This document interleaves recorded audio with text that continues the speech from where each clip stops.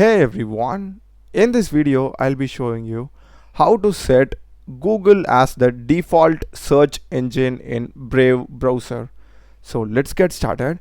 So for example, if I just go to a new tab and if I search for something like this and hit enter, it will automatically search in the Brave search engine and not Google. So let's see how we can change and get the results from Google. So for doing this, to the rightmost top you'll be having this three lines icon which is called as customize.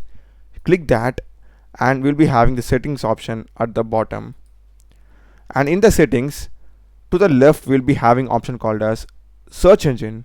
Click that, and here we are given two options. One is normal window and private window, and by default the search is going to be from Brave. Click this drop down and change it to Google. Also click this drop down and change it to Google, and in case if you want some other thing you can also choose it. I'm going with Google, and if I go to a new tab now and search for something like this and hit enter, and this time you can see I'm getting the result from Google search and not from Brave. So that's the video guys. I hope you have found it useful. Do check the playlist of my channel. Done a lot of videos in programming, tech and AI tools. Subscribe me.